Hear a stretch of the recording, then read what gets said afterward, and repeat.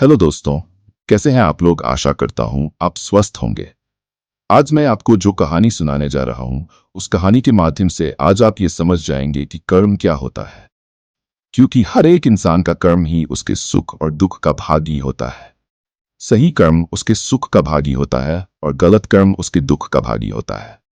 एक बार की बात है, महात्मा गौतम बुद्ध जी के एक शिष्य ने यह प्रश्न किया, हे भगवान, कर्म क्या है। महात्मा गौतम बुद्ध जी मुस्कुराए और उन्होंने जवाब दिया, वत्स, मैं तुमको एक कहानी सुनाने जा रहा हूं।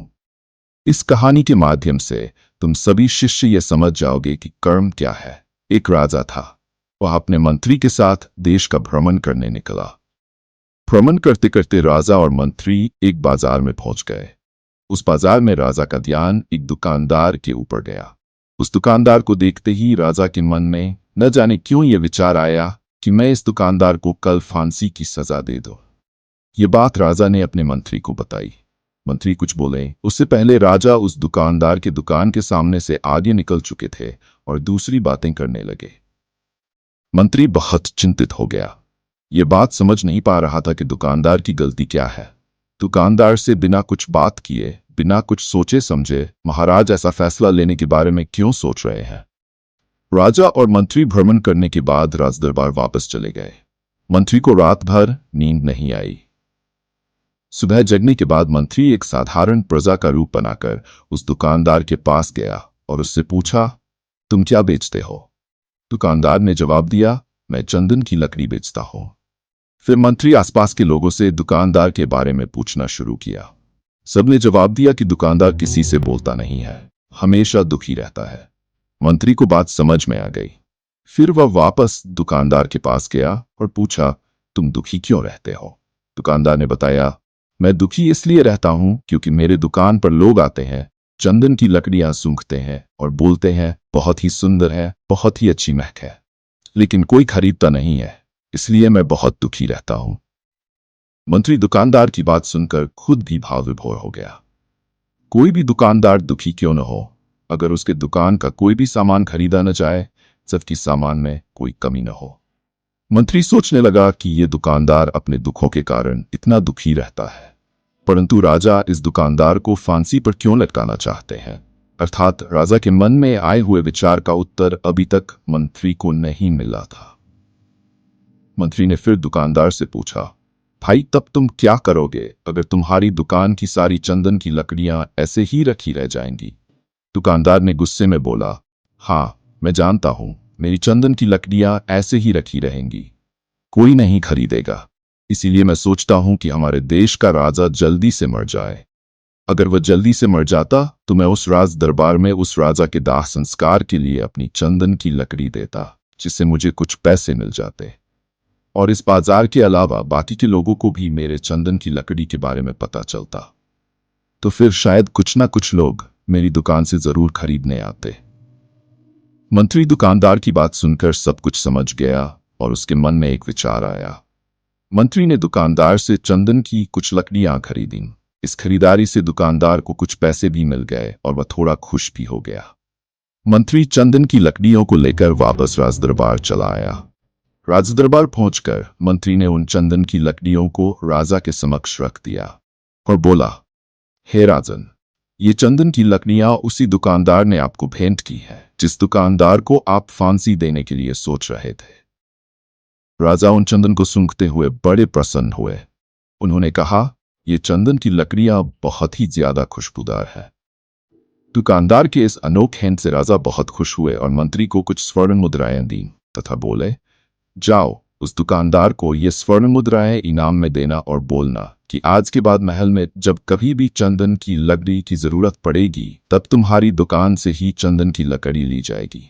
मंत्री जी मुस्कुराने लगे और यह सोचने लगे कि अब तो राजा के मन में उस दुकानदार को फांसी देने का विचार आ ही नहीं सकता, क्योंकि अब तो हमेशा राजदरबार के लिए चंदन की लकड़ियों काम की जिम्मेदारी उस दुकानदार को मिल रही है। मंत्री स्वर्ण मुद्राओं को ले वापस दुकानदार की तरफ चल दिया। इधर राजा इस विचार में पड़ गए कि वह दुकानदार तो बड़ा ही अच्छा इंसान है। जिस वक्त मैं उसके बारे में यह सोच रहा था कि मैं इसे कल फांसी दे दूंगा, तब शायद उसके मन में यह विचार चल रहा था कि राजन पहली बार मेरे दुकान के सामने आए हैं, क्यों न मैं उनको अपनी सुंदर और खुशबूदार लकड़ियों को भेंट करूं। और आज उसने मुझे भेंट भी किया। बेवजह ही मैं उसको फांसी देने के बारे में सोच रहा था। इधर मंत्री दुकानदार के पास पहुंच गया। मंत्री ने राजा के द्वारा दी गई स्वर्ण मुद्राओं को दुकानदार को देते हुए कहा, जिन चंदन की लकड़ियों को कल मैं खरीद कर लेकर गया था, उन चंदन की लकड़ियों को राजा ने बहुत पसंद किया और इनाम के तौर पर तुम्हें ये कुछ स्वर्ण मुद्राएं दी हैं। दुकानदार बहुत ही खुश होने लगा। साथ ही मंत्री ने उस दुकानदार को ये भी बताया कि अब आज के बाद राज दरबार में जब कभी भी चंदन की लकड़ियों की जरूरत पड़ेगी तो सारी चंदन की लकड़ियां तुम्हारी दुकान से ली जाएगी। दुकानदार मंत्री की बात सुनकर बहुत ही खुश हो गया। मंत्री ने दुकानदार से पूछा, क्यों भाई, तुम तो राजा के बारे में इतना बुरा भला सोचते थे, लेकिन राजा देखो तुम्हारी कितनी चिंता करते हैं। राजा कितने अच्छे हैं। राजा अपनी प्रजा के बारे में कभी भी गलत नहीं सोचते हैं। दुकानदार मंत्री की बात से सहमत हो गया और बहुत दुखी हुआ। दुकानदार बोला, मैं कितना गलत सोचता था राजा के बारे में। राजा तो बड़े ही अच्छे हैं, बड़े ही भले राजा हैं। भगवान करे कि राजा की बहुत ही लंबी आयु हो। ये बात सुनकर मंत्री भी बहुत खुश हुआ। फिर मंत्री वहां से वापस राजदरबार को चला गया। यहीं पर महात्मा गौतम बुद्ध जी ने इस कहानी को समाप्त किया। फिर अपने शिष्यों से उन्होंने पूछा, अब बताओ कर्म क्या है। किसी शिष्य ने कहा, कर्म बोले हुए शब्द है। किसी शिष्य ने कहा, कर्म वाणी है। तो किसी ने कहा, कर्म सोच है। और किसी ने कहा, कर्म भावना है, वगैरह वगैरह। अपने सारे शिष्यों का जवाब सुनने के बाद महात्मा गौतम बुद्ध जी ने बताया कि कर्म हर एक इंसान के खुद के विचार होते हैं।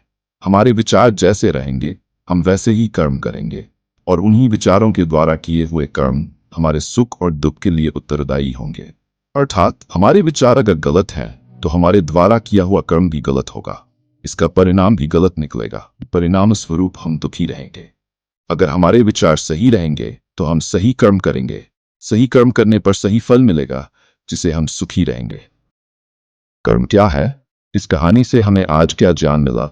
इस कहानी से हमने ये सीखा कि अगर हमारे विचार सही रहेंगे, निष्पाप रहेंगे, तो उन्हीं निष्पाप और सही सोच की वजह से लिए गए हर फैसले सही होंगे। जब सही फैसला लेंगे तब वह हमारे द्वारा की गई सही कर्म होगी। जब सही कर्म होगी तो सही परिणाम मिलेगा, जिसके वजह से हम सुखी रहेंगे, हम खुश रहेंगे। तथा इसी जगह पर अगर हमारे विचार गलत रहेंगे तो हमारे द्वारा लिए गए फैसले भी गलत होंगे और किए गए कर्म भी गलत होंगे। इसे दुष्कर्म कहा जाता है, और उन्हीं दुष्कर्म की वजह से परिणाम भी गलत मिलेगा। जब दुष्परिणाम मिलेगा तब हम दुखी रहेंगे और परेशान रहेंगे। अगर आपको यह कहानी अच्छी लगी हो तो आप इस YouTube चैनल को सब्सक्राइब और लाइक करके अपना प्यार दिखाएं। आपके समर्थन से हम और भी अच्छी कहानियां ला सकेंगे।